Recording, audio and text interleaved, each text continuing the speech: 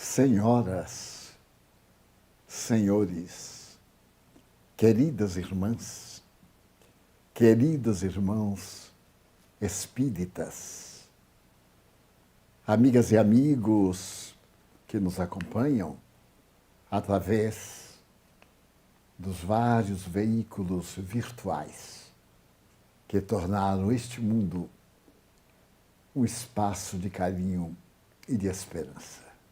Hoje, 3 de outubro, estamos celebrando 2 acontecimentos internacionais dos mais relevantes. Antes, porém, eu gostaria de trazer a gratidão da nossa casa, dos nossos diretores, em primeiro lugar, dos nossos cooperadores e dos filhos do Calvário, que têm sido mantidos pelo carinho de centenas de corações afetuosos. Aproveitamos da data do nascimento de Allan Kardec para ofertar aos nossos benfeitores o sentimento profundo de gratidão, de reconhecimento, pois que, sem essa ajuda, sem essa bondade, ser-nos-ia impossível manter o padrão de atendimento cristão de nossa casa no nível que sempre mantivemos. Esses passados meses hão sido de muitos desafios.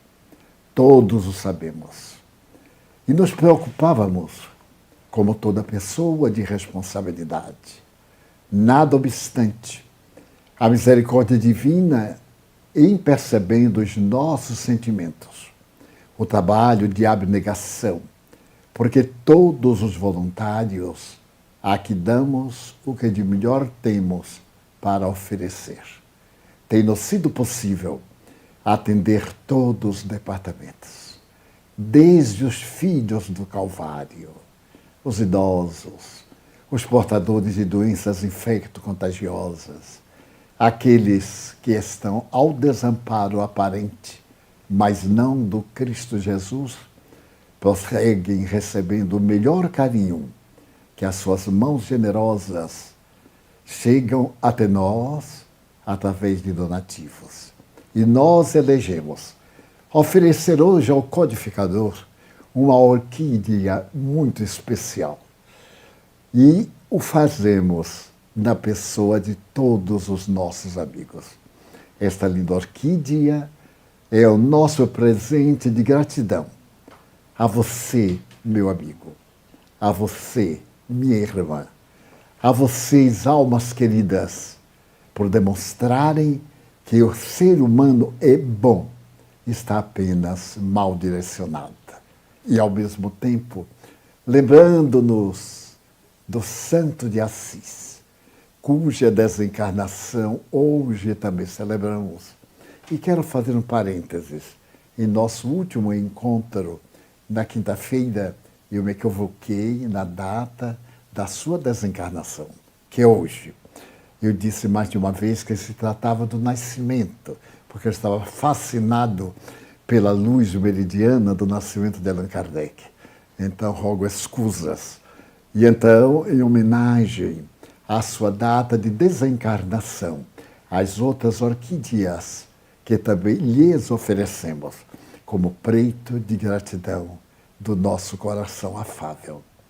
Na noite de 31 de dezembro para 1º de janeiro do século XIX, houve no mundo espiritual uma das grandiosas reuniões definidoras do destino da humanidade. Narra o espírito Irmão X, Humberto de Campos, através da mediunidade apostolar do venerando Francisco Cândido Xavier. E tem como título Allan Kardec e Napoleão. Nessa mensagem que é fascinante e foi publicada especificamente pela revista Reformador e mais tarde numa das coletâneas do Espírito Irmão X, apresentada também pela FEB, ele conta de que nesse amanhecer do século XIX, o mundo espiritual tem uma reunião especial para poderem dar início à Era Nova.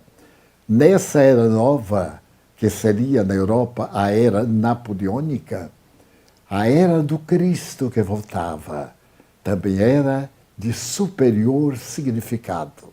E esta reunião foi uma preparação para apresentar o espírito Allan Kardec, que se ia reencarnar daí a poucos anos, e o espírito Napoleão Bonaparte, que já estava na glória da França, preparando-se para receber a coroa de imperador do dia 2 de dezembro de 1804. Notem a curiosidade, 1804, Kardec renascerá na Terra a 3 de outubro do ano de 1804, com uma pequena diferença de meses. Nessa reunião, que é uma das páginas memoráveis da literatura mediúnica universal, o mundo espiritual superior reúne todos os personagens relevantes do período pré-cristão, do pós-cristão, para que os dois gigantes, o homem que uma vez envergou a túnica de conquistador de todo o mundo conhecido no pré-cristianismo. Jovem ainda, ele desencarna aos 32 anos, depois de haver conquistado a Índia numa herança fantástica deixada pelo seu pai. Ele conseguiu atravessar os Alpes com elefantes, o que era um desafio. Então, este homem que se reencarna com uma missão grandiosa, espalhar a língua grega por todo o mundo conhecido, que se comunicava através dos dialetos tribais. E ele vem na indumentária carnal, deslumbra o mundo como hábil conquistador e volta para a pátria, preparando o advento do cristianismo. E note a missão soberana do apóstolo Paulo, que reencarnando na cidade de Tarso, cidade grega, falará o grego e escreverá. De uma família hebreia, naturalmente falará e escreverá o Yiddish. E como Tarso e a Grécia estavam sob o comando de Roma, latino, espalhado pelo mundo, como o personagem Júlio César do primeiro triunvirato, a língua latina, que então empolgava o mundo sob as legiões romanas. Vem aproximadamente 19 séculos depois da envergadura de César para tomar o corpo do grande conquistador Bonaparte. E Humberto de Campos diz que Allan Kardec está muito lúcido. Sim, está desencarnado. Napoleão é retirado do corpo físico e tem um pouco de aturdimento da matéria, que é sobre ele governa através do perispírito, dificultando a comunicação espiritual. E os grandes líderes da humanidade, aqueles famosos guerreiros, mas também filósofos, desde os pré-socráticos, Anaxímenes, Anaxandre, Sócrates, Platão, Aristóteles e os modernos que culminam no pensamento ético do período da Magna Grécia.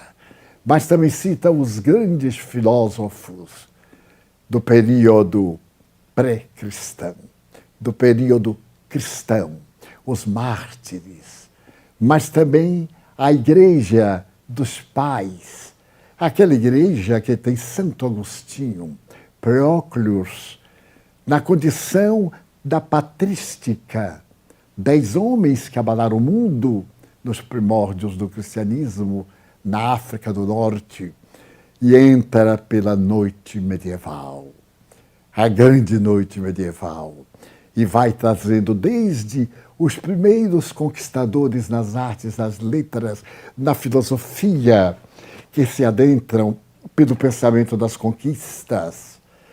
É o período dos grandes caminhos para a Índia, a escola de Sagres em Portugal, a viagem audaciosa de Cristóvão Colombo, graças aos reis católicos de Espanha, mais tarde, Pedro Álvares Cabral, de Santarém, cujo corpo repousa em a nave da grande catedral. E nós vemos as conquistas portuguesas ampliando os horizontes da terra, o nascer do mundo América, este continente que praticamente são muitos continentes. E, no entanto, aquelas entidades formosas, os pensadores que fazem a obra do Renascimento, a arte na sua maior grandeza, e todos eles perpassam em caravanas que se multiplicam para formar num anfiteatro a multidão que terá ensejo de conhecer Allan Kardec e Napoleão em um debate a respeito da humanidade. E Jesus dita uma mensagem para o mundo através desses dois apóstolos. O apóstolo da fé raciocinada, Allan Kardec. O apóstolo das lutas bélicas, Napoleão Bonaparte. E o mundo, ao despertar do século XIX, já tem no seu solo Napoleão, que está nas aventuras, e Kardec, que nasce a 3 de outubro de 1804 para empunhar a bandeira da solidariedade humana, do trabalho, da fraternidade, da perseverança e demonstrar que a nossa tábua de salvação está na madeira bonita incrustada de gemas preciosas, que é fora da caridade, não há salvação.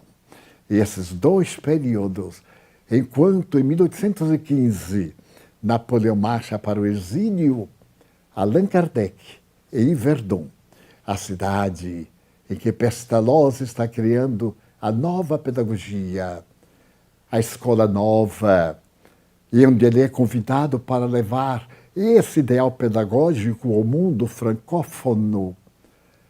O jovem Hippolyte Léon Denisard Rivaio, que é o nome de Allan Kardec, foi para ele levado pela sua mãezinha para estudar com insigne mestre. E de uma forma tal que ele foi convidado pelo próprio professor para substituí-lo nos períodos em que ele estivesse fora de Verdun. É fascinante notar que aquele rapazito de 12 até 15, 16 anos substitui o mestre em uma das suas cátedras.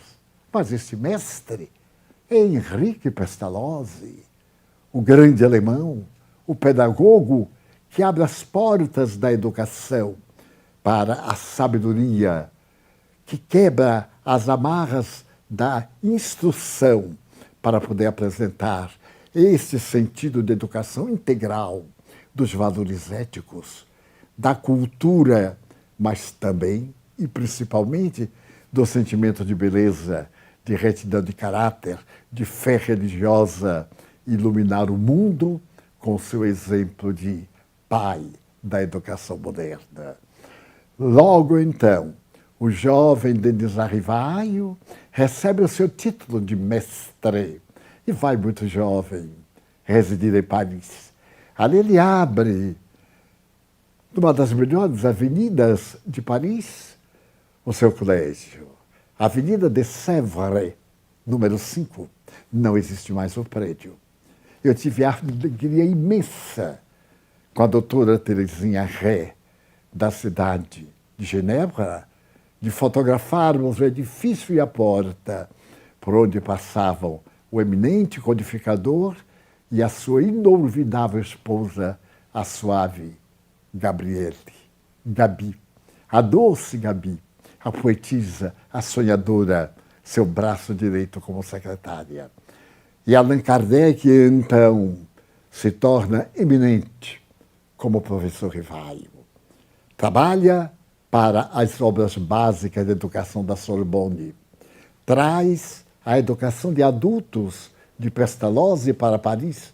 Paris atravessa um momento muito difícil na hora da cultura e o prefeito de Paris convida le professeur Rivail para poder apresentar o método pestalozziano, que é o de mais facilidade na cultura de então. E mais tarde, a partir da última terça-feira de maio de 1855, em um dos belos salões de Madame Pleine Maison, com a sociedade mais requintada da França, o professor Rivail está acompanhado de um querido amigo para ver algo curioso. Le table tournante, as mesas que se agitam. Um fenômeno curioso de mesas de tampo arredondado, uma haste central, 3 patas, e que se colocando as mãos sobre o tampo, sem nele tocar, as mesas agitam-se, as mesas movimentam-se, as mesas dão respostas intelectuais, como se pensasse. E o professor Rivail, homem sério, grande pensador, que havia estudado o magnetismo com os primeiros pioneiros da França, que se havia dobrado sobre os fenômenos das grandes sensitivas, que a ele próprio, uma delas, fez uma revelação fantástica. Ele passou um período de quase cegueira total. E sendo educador, a sua arma, o seu instrumento, os olhos, estavam impedidos de ver. Os mestres de La Salpêtrière, a universidade fundada por Luís XVI, anunciaram que era irreversível. E estando ele diante de uma sensitiva que estava num transe profundo, recebeu a notícia de que recuperaria sua visão, porque Deus tinha muito boa aplicação para ela. E um dia pela manhã, quando ele desperta, a claridade visual está brilhando até o momento da sua morte, anos mais tarde, bem mais tarde. Então, ele observa esses fenômenos, deslumbra-se com eles. São fascinantes. Eles têm vida. Tudo se move no universo, mas eles se movem sob um controle intelectual. Eles pensam. Aqueles movimentos vêm de um mundo transcendente, de inteligências que não morreram quando houve a consumpção do corpo físico. E eles próprios diziam: nós somos as almas daqueles que vivemos na Terra. A morte nada mais é do que uma ilusão dos sentidos. Morrer é atravessar a barreira da matéria para a vida abundante de onde viemos e para onde retornamos.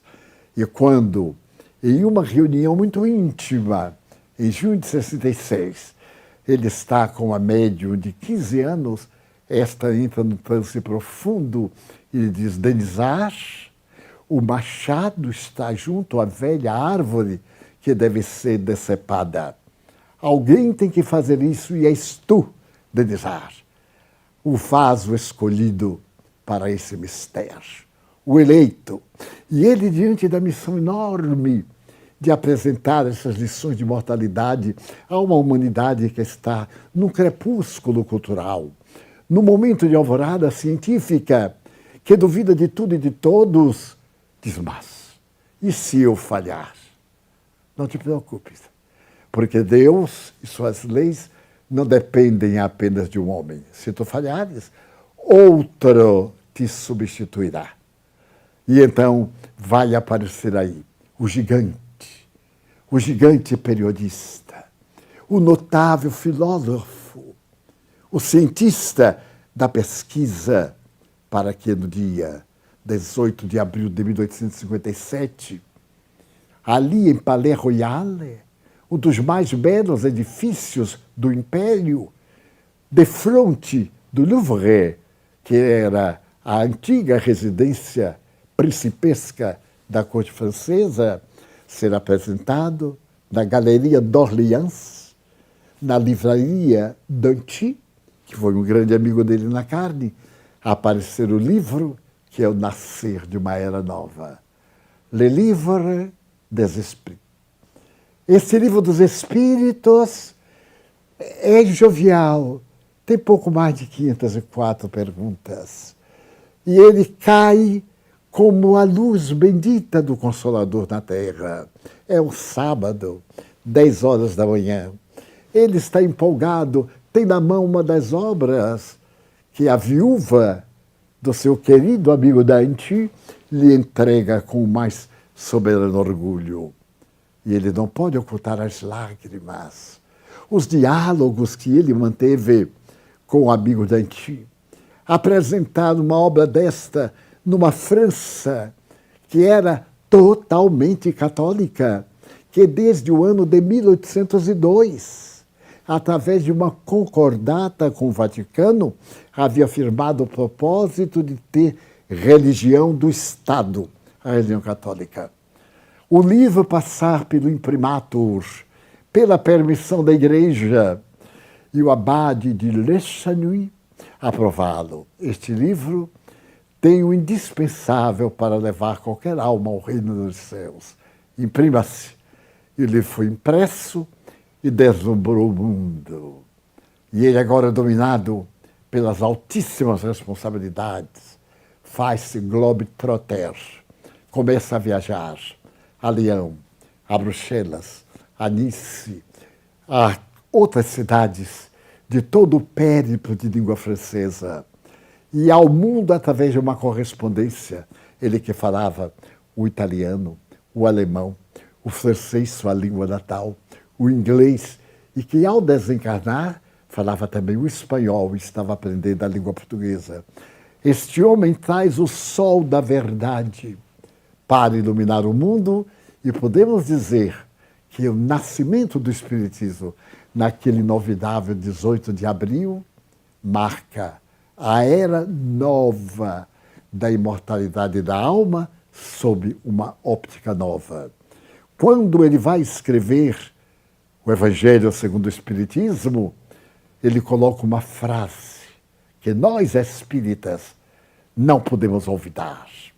Fé verdadeira ou legítima, conforme o tradutor, somente o é aquela que pode enfrentar a razão face a face durante todas as épocas da humanidade.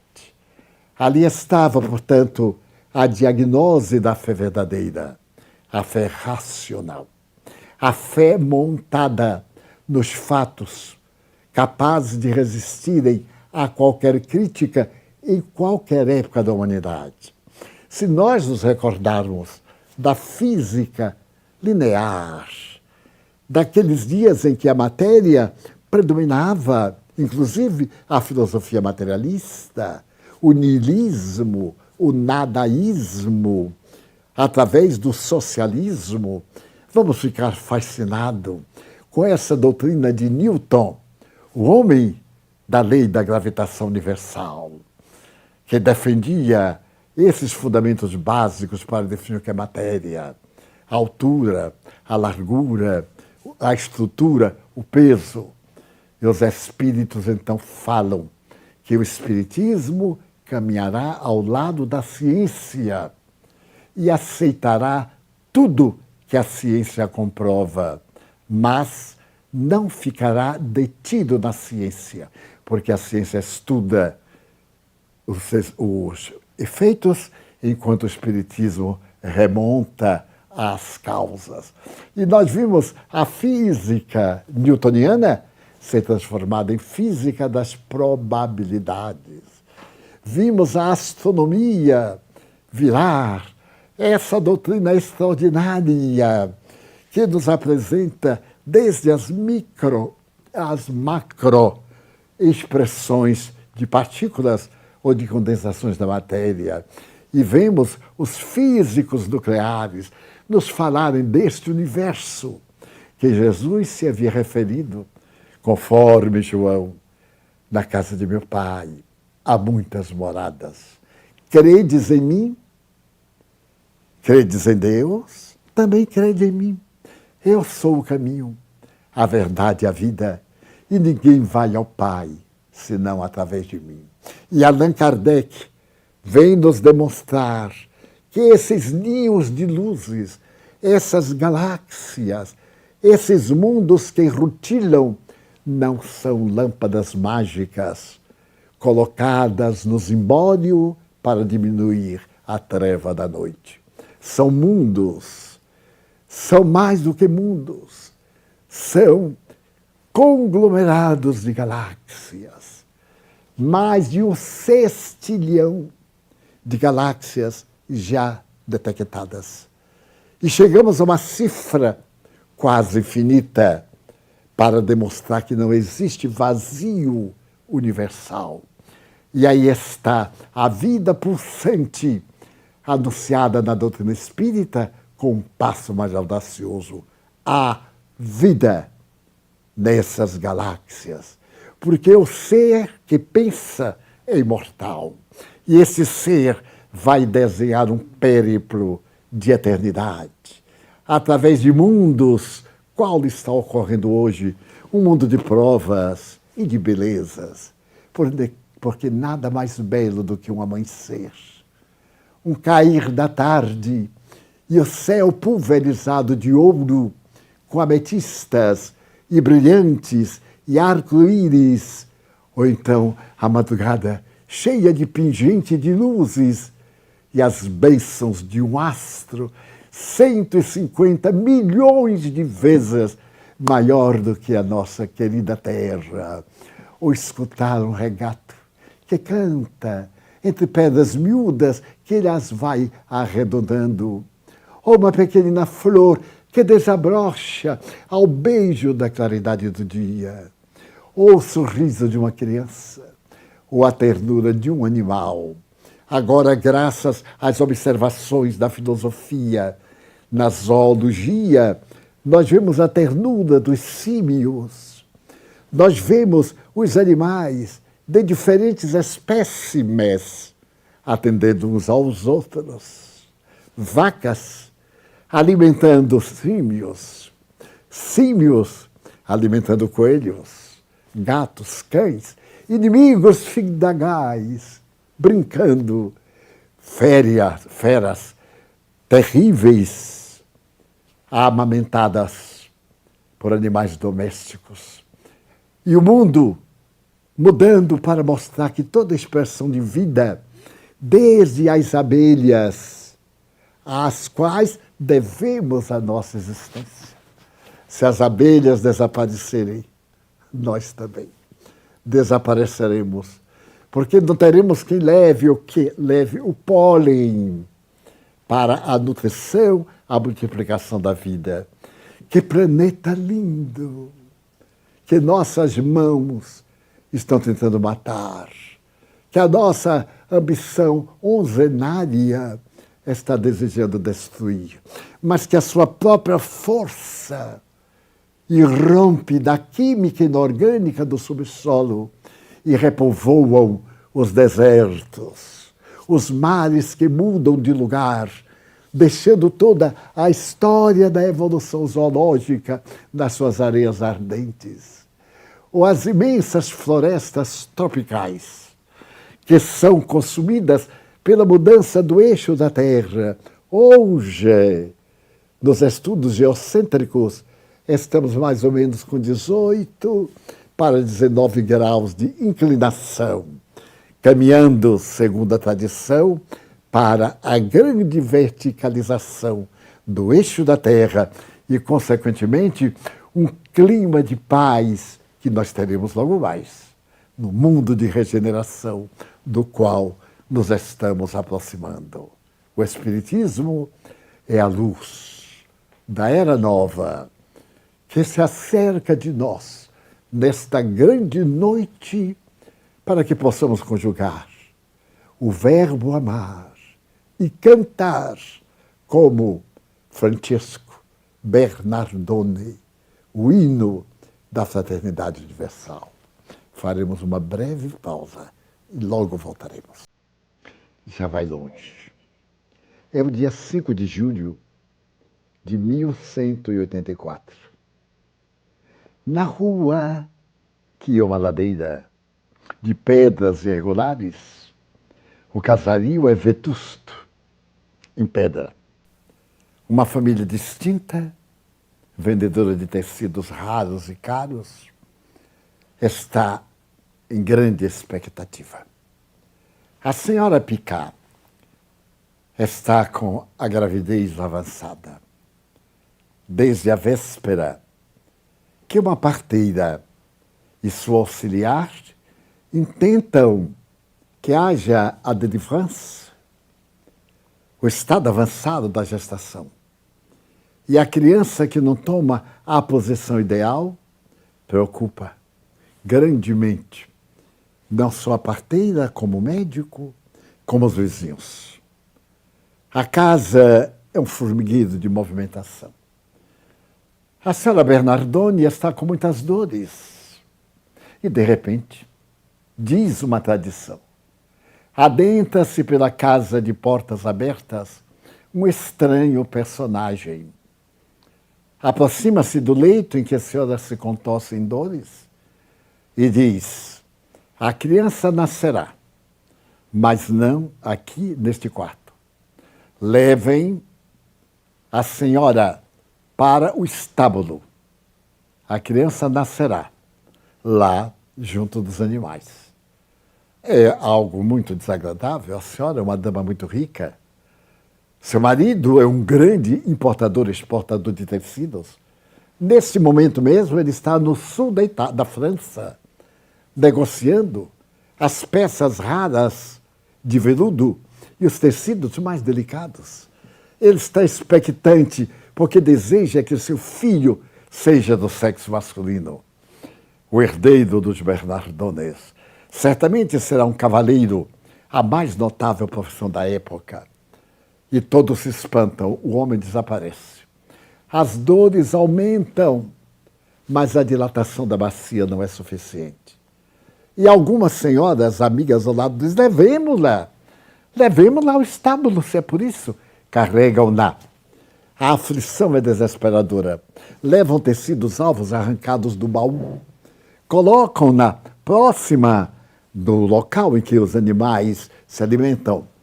E ali, em um instante, vem o impulso e nasce a criança. A criança não é de grande porte, mas é uma criança encantadora. Chora, tem vida. E ela, de imediato, ela é de origem francesa, seus ancestrais. Ela se lembra em francês do seu lindo menino. Ela havia pedido ao marido para botar o nome dele, o nome francês. Mas o marido era italiano, e era claro. Ela preferia Jean, ele preferia Francesco. Então, foi feito um conúbio mental muito bom. Quando ele chegou e viu o filho varão, a alegria imensa de ter Francesco dentro de sua casa não impediu que também fosse chamado Jean Francesco, Francesco Jean, de uma forma ou de outra. O menino cresce como as flores do campo. Cresce naturalmente.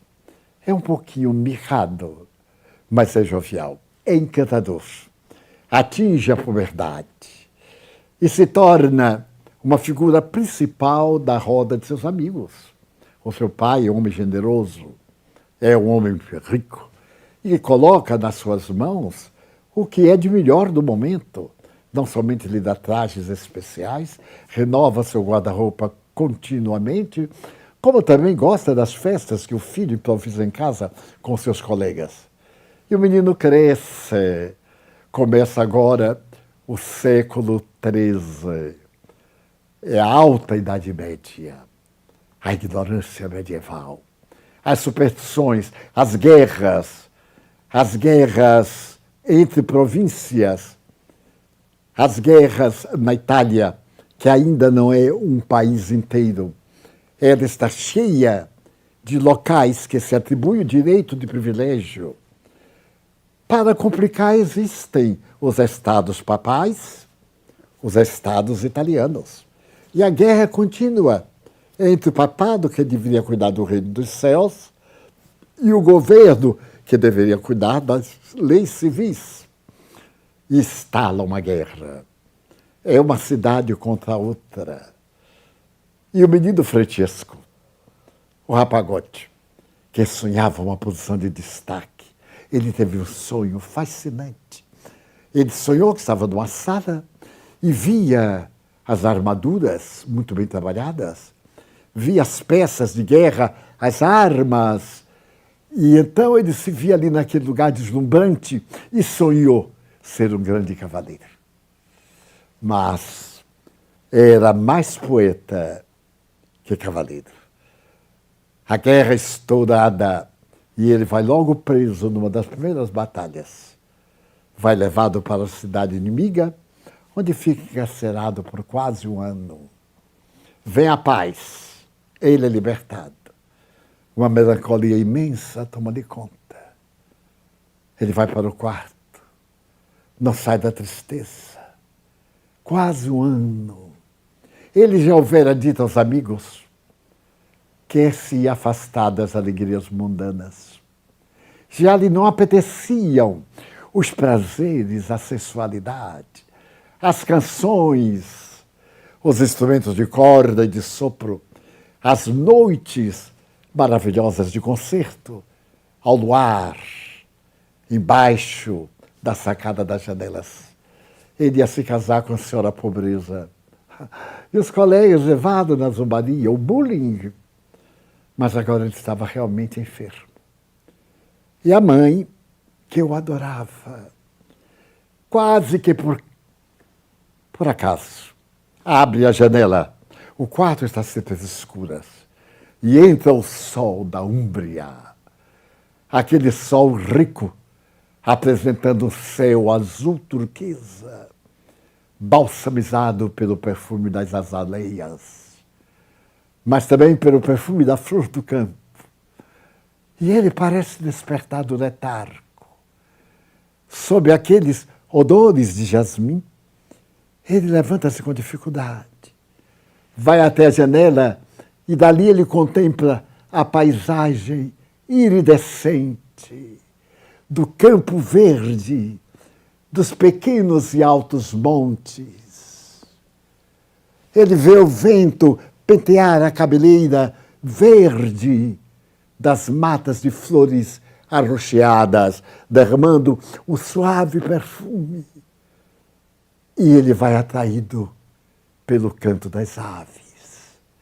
Com dificuldade, ele sai do quarto, atravessa a velha casa de pedras, desce a ladeira, vai para a esquerda, atravessa uma pequena ponte e adentra-se no sentido oposto de Santa Maria dos Anjos e vai agora viver a natureza.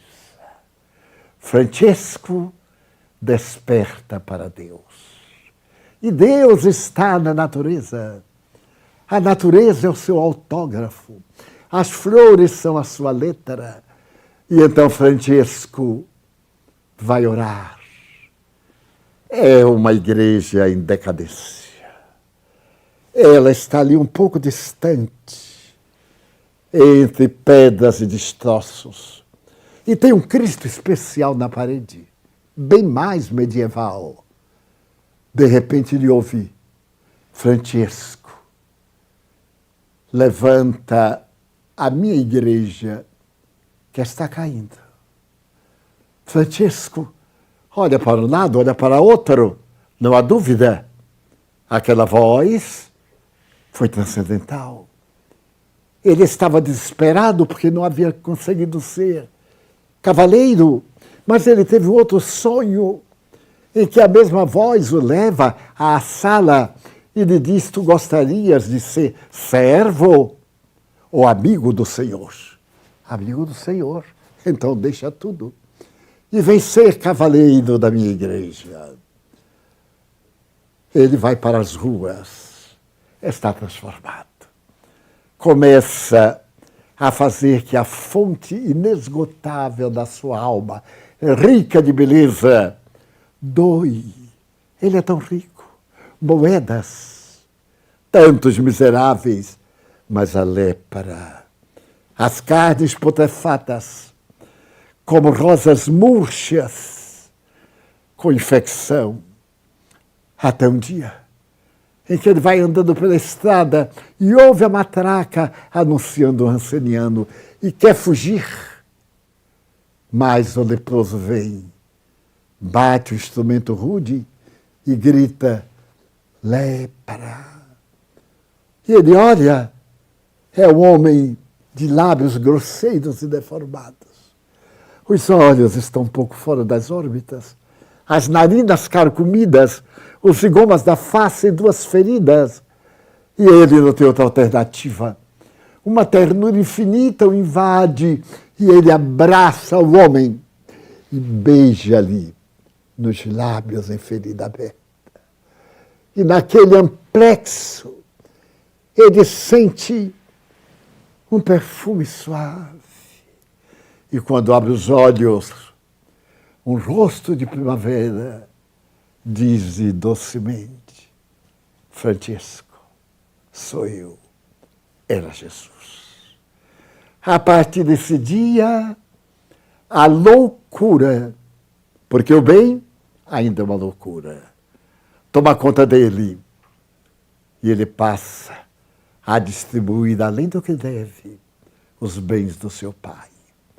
Que desesperado e em revolta, depois de o haver retido em cárcere doméstico, a ferros, e libertado pela sua mãe, vai se queixar ao cardeal da Catedral de Assis.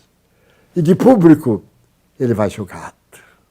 O pai está furibundo, porque aquele filho que era seu sonho, hoje é um mendigo, é uma vergonha. E ele o humilha e pede que o ladrão, o filho, porque deu os bens que não tinha direito, porque ainda não eram seus, seja duramente castigado pela autoridade eclesiástica. E então a terra parece estremecer. Aquele jovem pálido, frágil, despe-se, dobra tudo e diz, aqui está, é teu. A partir de hoje, não tenho mais nada contigo, porque eu tenho o Pai Celestial. Avança sob uma lata de lixo e pega um casaco ali atirado, veste-o, como a corda ata a cintura e nasce naquele momento, il trovatore de Dio. Ele deixou de ser o trovador dos homens para ser o doce cantor de Deus. E arrasta Assis com ele, arrasta o cardeal, que o ama e um dia interferirá em seu favor junto ao Papa, que tem um sonho, que a igreja está caindo e o mendigo aproxima-se e segura a torre. Esse sonho impressiona muito. Ele está na Catedral de Latrão e levanta-se e olha pela janela e vê lá embaixo um grupo de quase mendigos, os jovens de pés descalços, andrajosos, e ele chama um cardeal e diz, mas quem são? Ah, são os jovens da minha querida Assis. Vieram falar com o Papa, mas a etiqueta não deixou entrar porque estão. Mande que entrem imediatamente. Eu sonhei com eles. E aquele grupo de 12, que curioso, 12, entra na grandiosa Catedral de Latrão.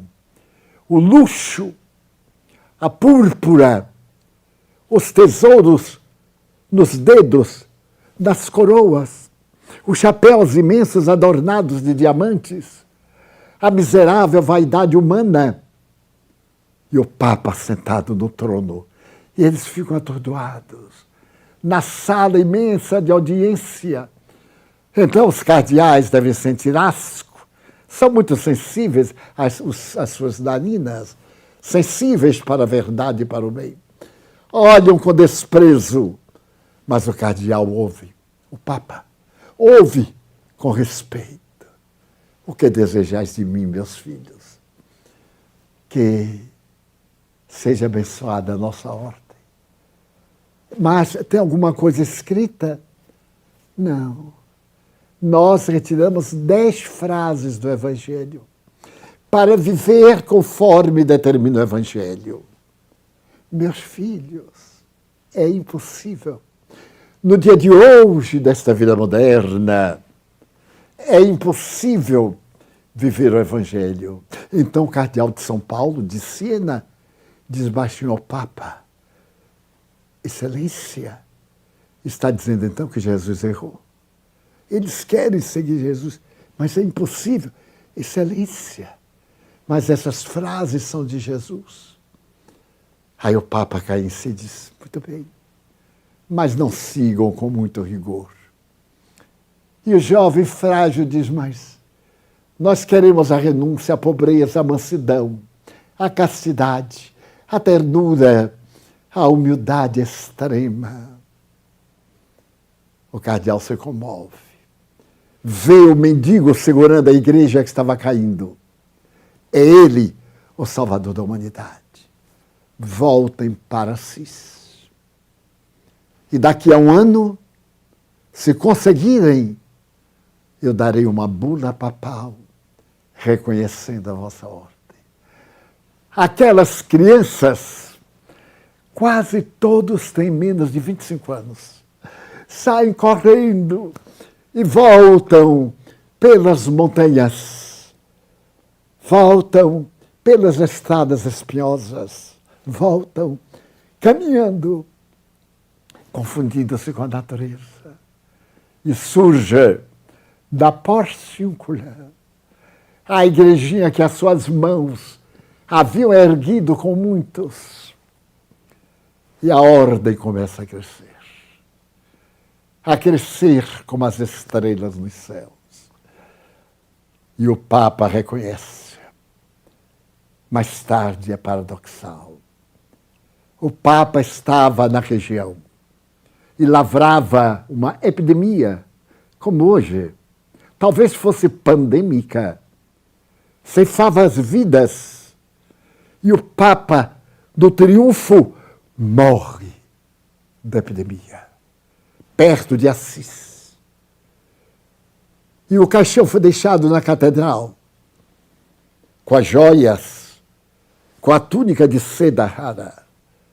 E à noite, Francisco vai visitar o Papa, vai agradecer aos seus restos mortais. E quando ali chega, o Papa estava despido, porque os ladrões entraram e roubaram-lhe dos calçados de veludo com as grandes medalhas de ouro, de prata e com gemas preciosas, aos anéis, a coroa tríplice, e o deixaram nu. Então Francesco tira a sua própria manta, aquela capa surrada, gasta, e diz sorrindo: viajarás como franciscano. E cobre a mais alta personalidade do mundo naquela época. Porque aquele Papa derrubava reis, impérios e erguia, e morre nessa situação. Mas este é o Francisco dos nossos sonhos. Ele havia nascido no dia 11 de julho do ano de 1162. Este homem notável, doce e meigo como as flores do campo, 1181, retificando. Este homem glorioso derrama na terra o perfume da caridade. E o mundo, depois de Francisco, nunca mais foi o mesmo. Porque a jovem Clara, de família nobre, apaixona-se por Jesus nas pregações de Francisco, na Catedral de Siena, sob o amparo do cardeal de São Paulo. A sua doce voz repercute naquelas almas de pastores, de andarilhos da nobreza, que refertam a igreja por todos os lados. Viver o Evangelho. É nesse período que ele compõe a oração simples. Senhor, faze de mim instrumento da tua paz. Logo depois, ele irá a Gubbio, porque uma fera estava devorando os carneiros e o gado. Era um lobo feroz. Preparavam-se para matá-lo. E ele se adentra pelo bosque. E diz a tradição que o lobo vê e avança. E ele repreende-o. O que é isto? Não vê que você está prejudicando as pessoas, matando os animais que lhe servem de vida? E o lobo o olha e se transforma no cordeiro, porque fica manso, não uiva, não ulula, aproxima-se manso. E aonde ele vai, o lobo também. Mas ele tem que voltar. Os anos se passam e o lobo é manso. E quando ele desencarna, no dia 3 de outubro, alguns autores dizem 4, não é importante. Na porciúncula,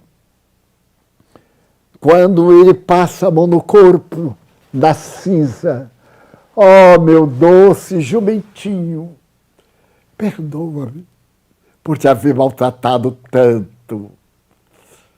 Frei Leão vê aquele corpo tão frágil, possivelmente o câncer da garganta, as marcas da hanseníase. Desejava tanto ver os sinais, os estigmas que ele recebeu no Averno, mas estão enrolados delicadamente pelas mãos de Clara.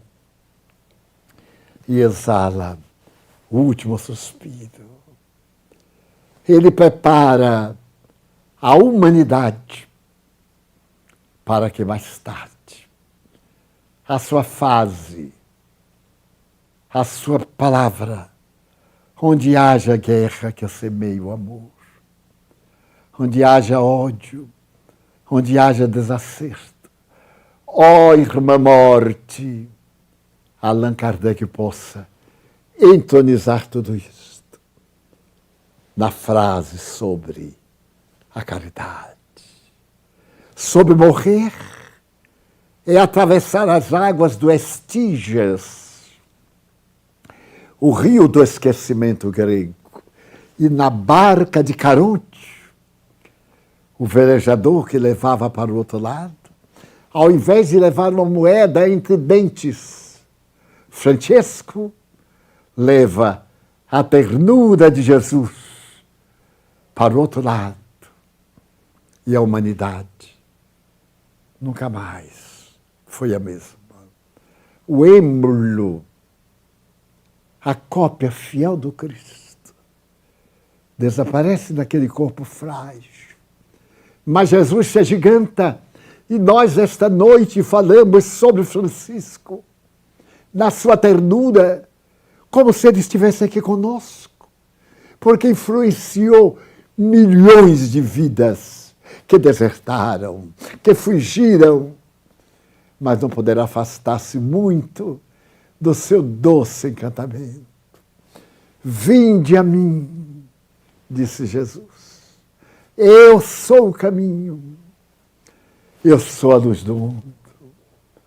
E Francisco, faze de mim o instrumento da tua vontade. Almas queridas que me ouvis, nunca foi tão oportuno recordarmos nesta pandemia que tudo que temos, deixamos. Até o corpo. Só levamos uma roupa, isto é, até a sepultura, porque ela fica. A soberba, o orgulho, desaparece nos lábios murchos do nosso desencanto e da nossa pequenez. Mas além da cinza e do pó, em uma madrugada radiosa, ainda escutamos docemente: ó vós, que atravessais a sombra da noite, deslumbrai-vos com a eterna madrugada do Evangelho. E ao lado daquele que é a luz do mundo, o rosto de Francisco, de linhas orientais, e a claridade da lua de Clara de Assis estarão iluminando o caminho para chegarmos até eles e dizermos docemente: bem-aventurados sois, porque me trouxestes até aqui. Muita paz.